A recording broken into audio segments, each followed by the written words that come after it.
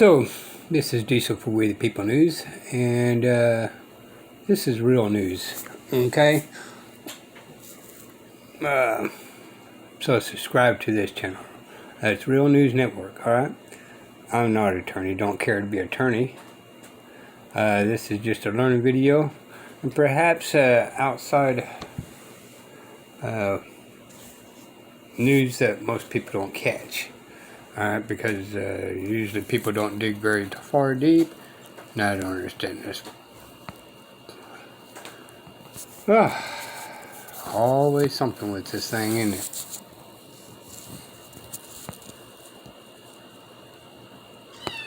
When it works really good. When it don't work really good. Let's see what we can do about this. I don't know. There we go, maybe.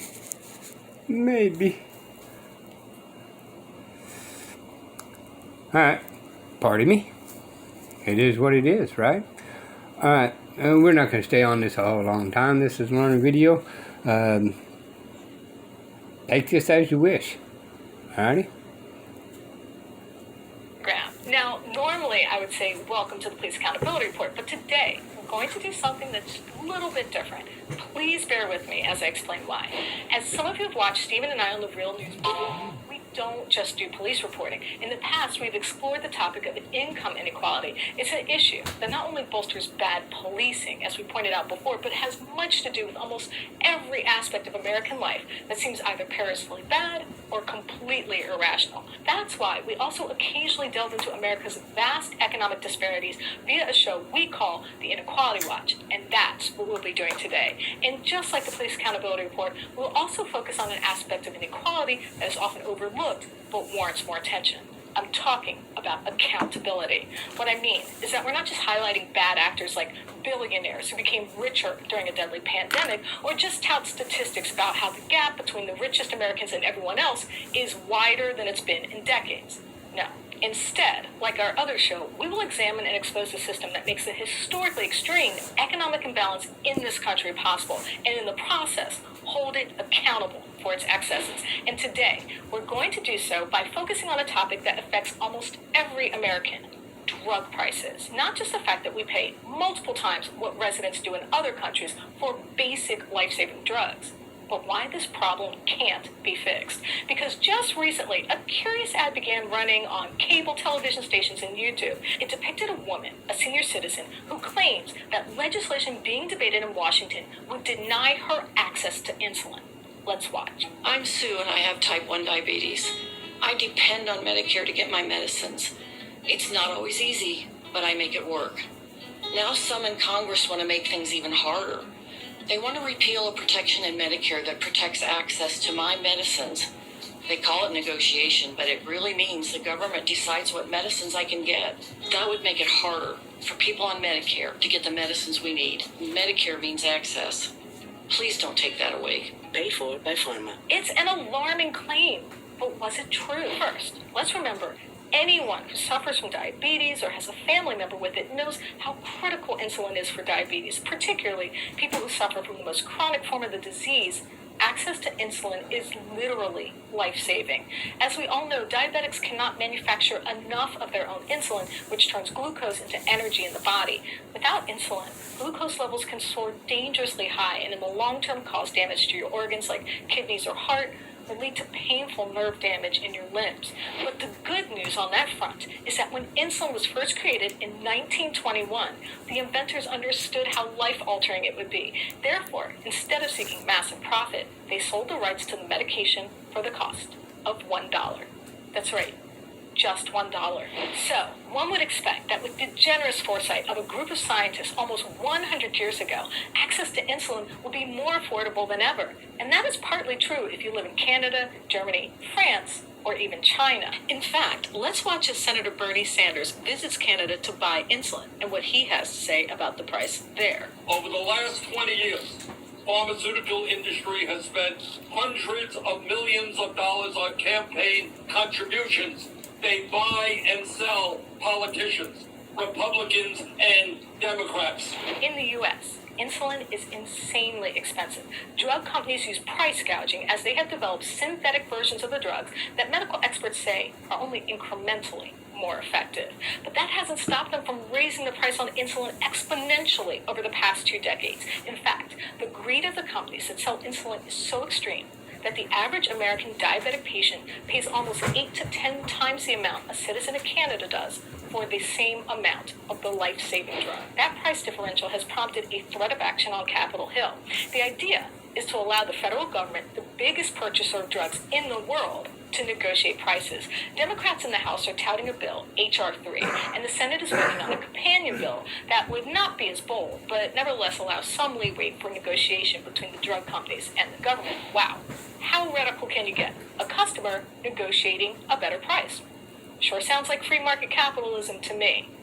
And that's where the ad comes in, because just a hint that an American taxpayer would get a potentially slight break on exorbitant drug prices has prompted someone to create an ad featuring a woman who claims she won't, I repeat, will not get her insulin due to this legislation. Never mind the fact that stories abound in this country of diabetics either rationing insulin or dying due to the lack of access because it is so expensive. Which brings me to the question of who created this ad and why. A question that will reveal quite a bit about how drug pricing and America's systemic inequality go hand in hand. Now, if you just looked at the official bug in the corner of the video, you would think the video was created by the innocuous sounding group Voters for Cures. But the YouTube channel which is posting the ad is owned by something called Pharma.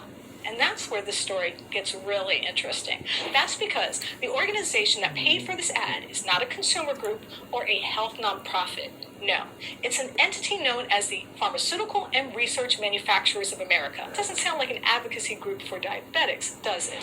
In fact, this so-called nonprofit firm is one of the most well-funded and potent lobbying firms in the country. According to these tax forms obtained by the Real News, Pharma took in roughly $500 million in 2018. And where did this money come from? Well, it came from the same firms that are charging unaffordable prices for insulin. That's right, the same people who gave us the heartfelt depiction of the distraught senior citizens suffering from a deadly disease are funded by the companies that are overcharging her in the first place. And for more on why and how this is even possible, I'm joined by our reporting partner, Stephen Janis, who is outside the organization's headquarters in Washington, D.C. Stephen, thank you for joining me. Hey, thanks for having me. I appreciate it. Now, tell us a little bit about this group. Who are they and what do they do? Well, this group is what's known as a lobbying organization. They're technically a 501(c)(3), which is a nonprofit group. They are funded completely by the pharmaceutical manufacturers who give them a very, as you pointed out, very generous $500 million a year. But basically, they're a group, a coalition of manufacturing interests that want to see sort of the status quo preserved. Now, you reached out to them for comment and even paid them a visit. What happened?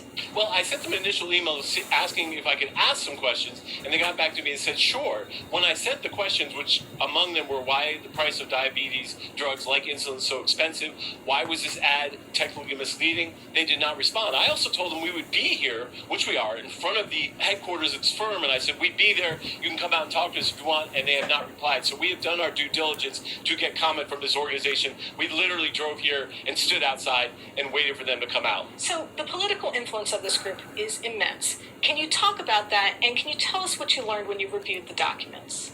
Well, the amount of political organizations, the amount of Democrats, Republicans, state committees, national committees that they support is literally endless. We will post a link to this, in our comment section, but they support everybody. I mean, it would probably be more interesting to create a list of people who don't get money. And they also give money to sort of medical research institutes, like for kidney disease or for diabetes. I mean, they've literally got their hands in everything. So every part of the process, you've got this group giving money to somebody, which makes sense because that's why these groups are so powerful here in Washington. So let me ask you, is there a politician in this country who isn't taking money from them? That's a great question, Taya.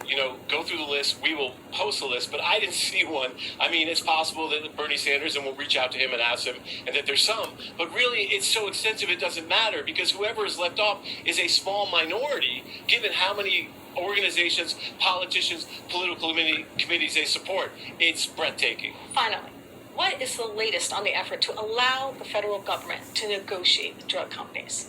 Well, there are two separate proposals working their way through the Senate and the House. In the House, it's H.R. 3, which would be a much more aggressive, bill that would allow the government to negotiate. In the Senate, it seems like it's going to be a little watered down, but there is movement in both sides to get something done, which is probably why we're seeing this ad. Whether or not it gets done, of course, is the big question, and we'll have more on that because we'll check back on this story later. So, when I was reviewing the tax returns of this organization that has used its extortion-level profits to buy political influence to obtain even more profits, I was struck by how illustrative the situation is of a concept we've often discussed in our reporting and warrants a mention here. Bear in mind, the companies which comprise Pharma already pay their top executives millions of dollars in salary and compensation. To have another $500 million to pass around in order to buy influence, I believe this is a classic case of political economy run amok. As many of you already know, a political economy is a symbiotic fusion between politicians and profits, an ecosystem where the profits from a business are bolstered by the political power purchased by the profiteers, and that is exactly what we see here. Big Pharma making so much money that it can literally prevent its largest customers, the federal government, from negotiating better prices. I guess capitalism only applies to the rest of us, not to drug companies. But what this also reminds me of is a story that I reported on years ago that may seem tangentially related, but I think offers an interesting parallel to the greed-infused healthcare system that leaves Americans bankrupt and at the same time less healthy than our... Stop right there. Sit and think about this. So, people in Congress and Senate and all that, right, is giving these drug companies qualified immunity. Number one, the big V, right? So if anything goes wrong, you cannot sue the companies making the big V. Just them three names. If anything goes wrong, you can't sue them because of qualified immunity. Wonder why? It couldn't be because there's money in people's pockets. Remember what I've told you in other videos, y'all. Democrats and Republicans are actors outside the door. But when they're behind that closed door, they are kissy facing one another. Alright? They're one and the same behind closed doors. And they want to make it look like that they're enemies to one another when they are one and the same inside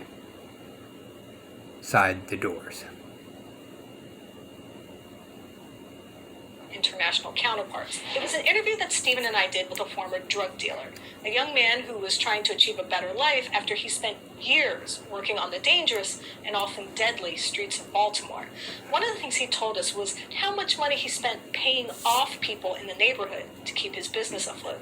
Every day, he would take a big chunk of his profits to hit off various neighbors to look the other way as he plied his trade. The reason he had to do this was because his business was illegal, both destructive to the community and illicit.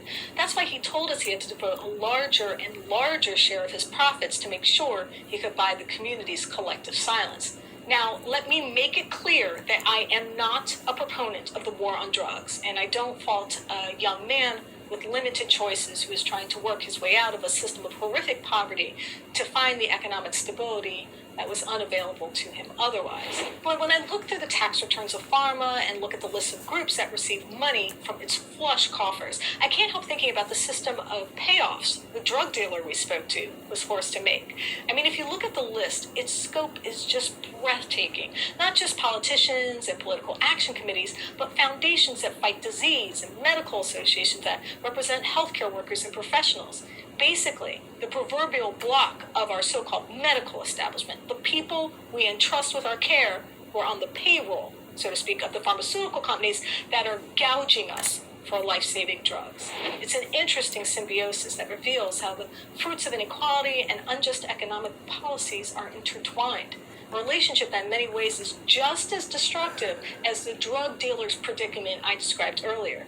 I mean, it is clear that Pharma collectively makes so much money that it has more than enough to spread around.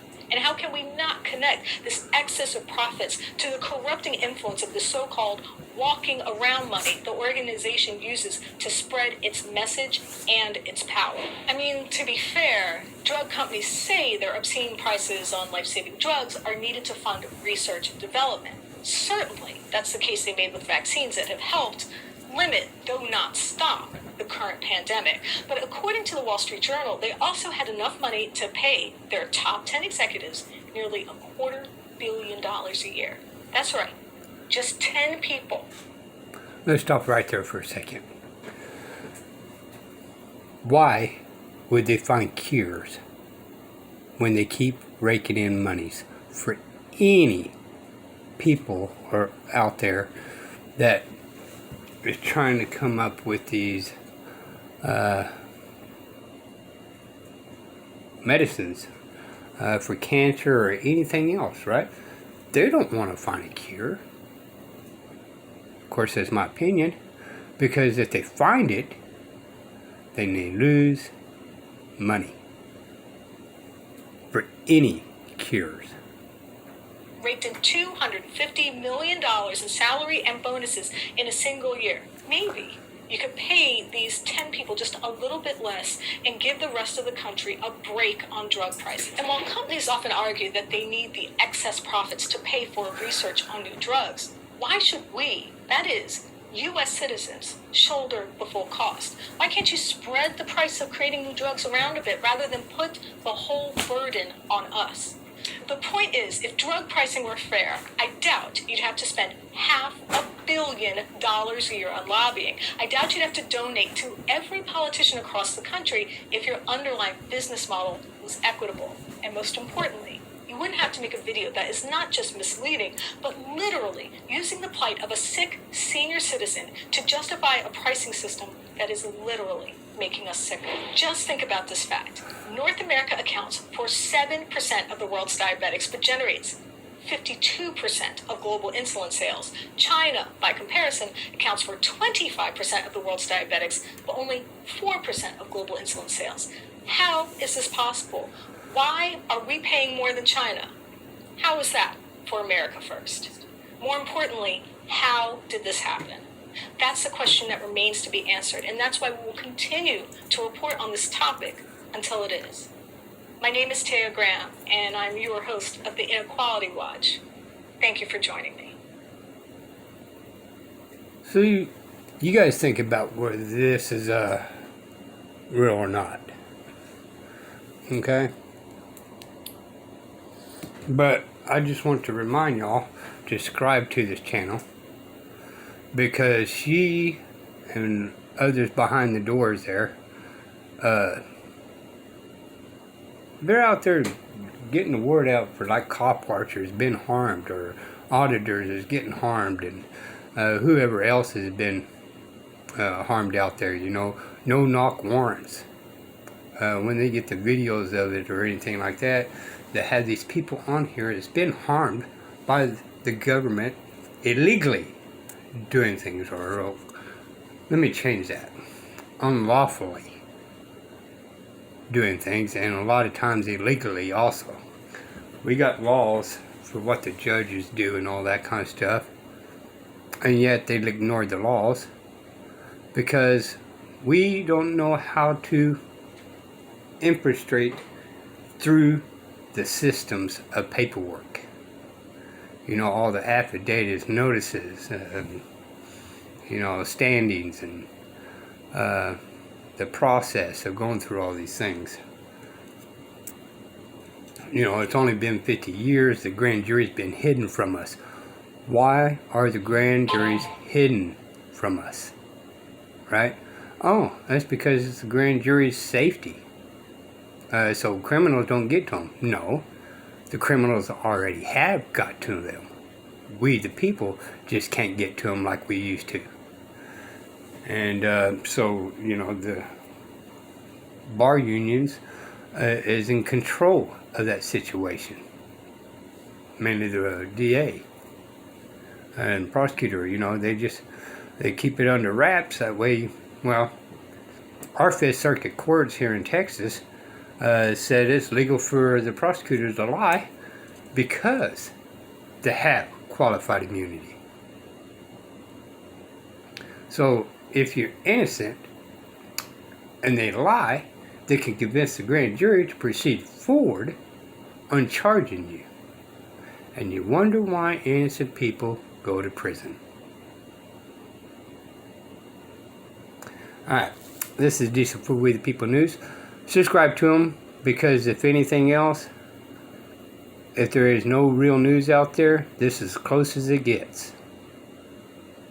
I'm a firm believer, she acts in honor and tries to find what's going on out there for reals. Okay, this is what you call real press. Alright, this will be the People News. Bye, y'all.